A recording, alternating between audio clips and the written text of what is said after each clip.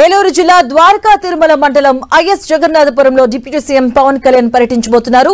పవన్ ఇష్టదైవమైన శ్రీ లక్ష్మీ నరసింహస్వామిని దర్శించుకుని ప్రత్యేక యాగ కార్యక్రమంలో పాల్గొనబోతున్నారు. అలాగే ఐఎస్ జగన్నాథపురంలో పలు అభివృద్ధి కార్యక్రమాలను పరిశీలించనున్నారు. పవన్ పర్యటన సందర్భంగా పోలీసులు భారీగా బందోబస్తును ఏర్పాటు చేశారు. ఇప్పటికే రాజమండ్రికి చేరుకున్న పవన్ కళ్యాణ్ అక్కడి నుంచి జగన్నాథపురానికి బయలుదేరారు.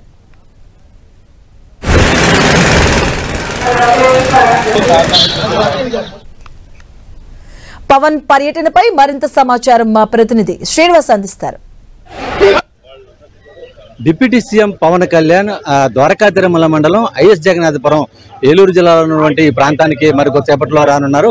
ముఖ్యంగా ఆయన ఇష్టదైవమైనటువంటి ఐఎస్ జగన్నాథపురంలో స్వయంగా వెళ్తున్నటువంటి శ్రీ లక్ష్మీ నరసింహస్వామి వారి ఆలయానికి సంబంధించి కూడా ఆయన ప్రత్యేక పూజల్లో పాల్గొంటారు. వరుసగా తన 16వ సంవత్సరం కూడా ఆయన ఈ దేవాలయానికి వస్తున్న సందర్భం అయితే కూడా ఉంది. ముఖ్యంగా ఈ పర్యటన నేపథ్యంలో భారీ పోలీస్ బందోబస్తు అయితే కూడా ఏర్పాటు చేయడం జరిగింది. ముఖ్యంగా మావోయిస్టుల కదలికలు, అయితే మావోయిస్టులు ఇటీవల జరిగినటువంటి ఎన్కౌంటర్ల నేపథ్యంలో, అలాగే నిన్న వాళ్ళు బంధుకిచ్చిన పిలుపు నేపథ్యంలో పోలీసులు అయితే కూడా భారీ బందోబస్తు ఏర్పాటు చేశారు. ప్రస్తుతం మనతో డిఎస్పీ శ్రావణ్ కుమార్ సార్, ఏ విధంగా ఎటువంటి బందోబస్తు ఏర్పాటు జరిగింది, మొత్తం అంతా కూడా ఆంక్షలు అయితే కూడా బాగా చెప్పారని చెప్తున్నారు.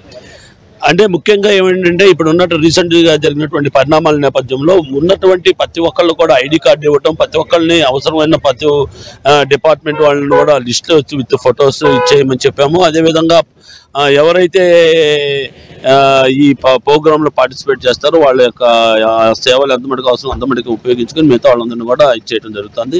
రెండో విధంగా అన్ని భద్రత చర్యలు తీసుకోవడం జరిగింది. ముఖ్యంగా ఈ దీంట్లో భాగంగా ఏంటంటే ఈ రోడ్ ఓపెనింగ్ పార్టీస్ పెట్టడం కానీ, ఏరియా డామినేషన్ చేయడం కానీ, కూమింగ్ ఆపరేషన్స్ కానీ అన్ని కూడా విస్తృతంగా జరుగుతూ ఉన్నాయి. ప్రతి పాయింట్ కూడా మైన్యూట్గా మేము భద్రపరంగా చర్యలు తీసుకోవడం జరిగింది. ముఖ్యంగా మొత్తం నాయకులు, పవన్ కళ్యాణ్ డిప్యూటీ సీఎం అంటే కూడా పెద్ద ఎత్తున నాయకులు కార్యకర్తలు వస్తుంటారు. ఎటువంటి ఏ విధంగా వారికి సంబంధించి ఎటువంటి ఎవరిని ఆనందిస్తున్నారు పై అదే ముఖ్యంగా చెప్తున్నామండి. వారి కోసం సపరేట్ గా ఇక్కడ పార్కింగ్ ఏర్పాటు చేయడం, వాటి కోసం కూడా మనకి ఇక్కడ వాళ్ళకి లైన్ 1 పెట్టేసి క్లియర్ గా వాళ్ళని ఇయర్ మార్క్ చేసి ఒక పాయింట్ లో పెట్టి అక్కడ కూడా మనం వాళ్ళని చెక్ చేసిన తర్వాతే వాళ్ళని అక్కడ ఉంచడం జరుగుతుంది. ఎవరు కూడా ఏదైనా ఉంటే కనుక వీరి కొండ కింద ఉన్నటువంటి ఇక్కడ ఒక పాయింట్ ఉంది, ఆ పాయింట్ లోకి వచ్చేస్తుంటే వాళ్ళని ఒకసారి వచ్చి డిప్యూటీ సీఎం గారు కలుస్తారు. మొత్తానికి మనం చూడొచ్చు, అంటే విజువల్స్ లో కూడా స్పష్టంగా చూడొచ్చు. ఎక్కడికక్కడ పోలీసులు అయితే కూడా పెద్ద ఎత్తున ముందుగానే ఎవరు కొండపైకి వెళ్ళాలి అనే దాని మీద కూడా ముందుగానే పాసులు మంజూరు చేయడం జరిగింది. అయితే ఆ పాసులు ఉన్న వారిని మాత్రమే అనుమతిస్తున్న సందర్భం అయితే కూడా ఉంది. ఎక్కడికక్కడ పోలీసులు అయితే కూడా పెద్ద ఎత్తున తనిఖీలు చేస్తున్న సందర్భం అయితే కూడా ఉంది. కొండ పరిసర ప్రాంతాల్లో మొత్తం గత 2 రోజుల నుంచి కూడా పెద్ద ఎత్తున కూంబింగ్ నిర్వహించడం జరిగింది.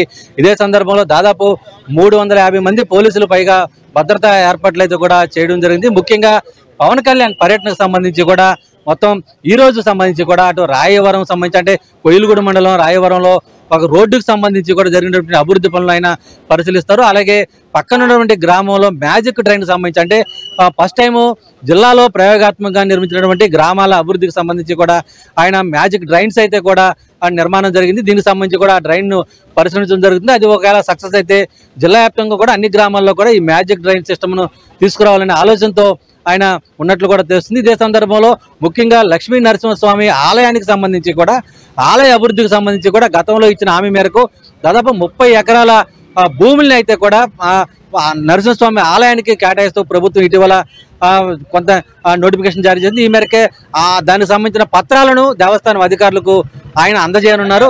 ఇదే సందర్భంలో ఆయన ప్రతి ఏటా ప్రతి సంవత్సరం కూడా నరసింహస్వామి ఆలయం సంబంధించి కూడా ప్రత్యేక యాగంలో పాల్గొంటారు.